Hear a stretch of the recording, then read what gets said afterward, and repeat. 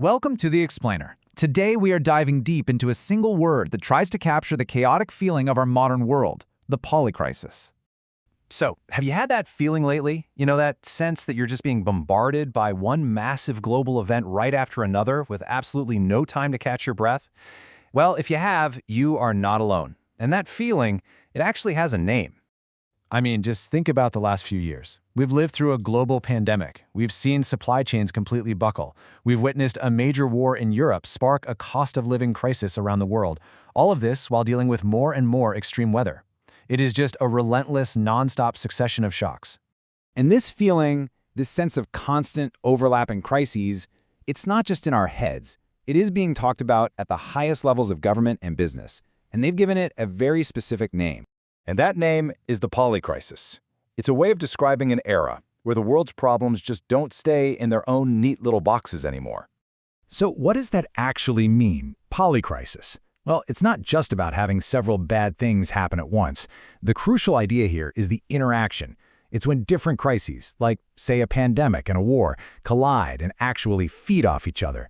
They amplify one another, creating a total impact that is so much more dangerous and unpredictable than each one would be on its own. Now, the term itself isn't brand new. It was actually coined way back in the 1990s, but pretty much stayed in academic circles for a couple of decades. Then, suddenly, in 2023, it just exploded into the mainstream, thanks in large part to historian Adam Tooze and the World Economic Forum picking it up.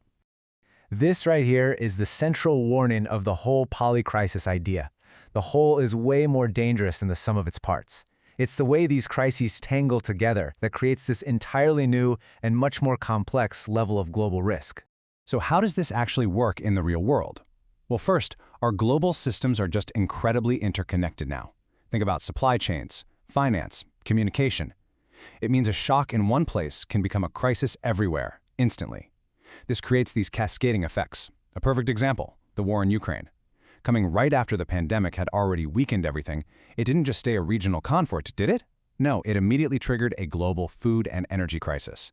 And that leads to the third point, this systemic entanglement. You just can't solve one problem in isolation anymore, because it's tied to everything else. Okay, so if this is the new reality, how are the big global institutions trying to deal with it? What's the so-called establishment's playbook here? I think this quote from the World Economic Forum sums up their view perfectly. They're seeing the return of older risks, things like inflation, war, but these old problems are now interacting in brand new and frankly scary ways inside our modern, hyper-connected world. So you have consulting firms like Roland Berger proposing new frameworks for this era. The whole focus is on moving away from simple, one-off fixes. They're calling for things like adaptive governance that tries to see shocks coming, a systemic approach that admits you can't just fix one thing, and a huge focus on rebuilding public trust to make society more resilient in the long run. But, and this is a big but, not everyone is on board with this way of framing things. A really powerful critique asks one simple, penetrating question. Whose crisis are we actually talking about? This slide really lays out the stark contrast in perspective. For many in the global north, the polycrisis feels like this terrifying, brand new loss of control over a world that was supposed to be predictable and stable. But for so much of the global south, dealing with overlapping crises and deep, constant uncertainty, that isn't new at all. It's been the reality for centuries, often a direct result of colonial history and global inequality.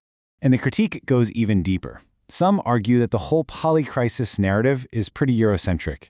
It seems to focus on the moment when instability finally knocked on the door of the wealthy world, while kind of ignoring the fact that many communities have been living in this state for decades. Take the pandemic response, for example. Lockdowns in the West might have made sense there, but those same policies had absolutely devastating economic impacts on poorer nations, pushing millions into poverty. Beyond that geopolitical critique, there's another major concern. Is the term itself even helpful, or is polycrisis just a buzzword that makes us feel helpless? Here's the argument. Labeling everything a polycrisis might actually lead to fatalism. If the problem is so enormous and tangled, where could you possibly begin to fix it? It can make people feel powerless. It can also make things fuzzy, distracting from specific, concrete problems that we could solve by lumping them all into one giant abstract mess. This kind of resistance is championed really forcefully by techno-optimists like the venture capitalist Mark Andreessen. From his point of view, all these frameworks, polycrisis, sustainability, risk management, they're not helpful warnings. He sees them as part of a mass demoralization campaign that gets in the way of the only thing he believes can truly solve our problems: technological progress. But there is another really fascinating counter-narrative emerging, one that doesn't just dismiss the crises, but reframes the whole thing, turning this period of peril into a period of profound opportunity. And this is the concept of polytunity, which was proposed by the scholar Yuan Yu and Ang. So instead of seeing this tangled web of cascading failures that we have to manage, she sees a once-in-a-generation opening. The fact that old systems are breaking down is exactly what creates the space to build something new, something better. The focus completely shifts from just trying to prevent collapse to actively seizing this moment for real, foundational change.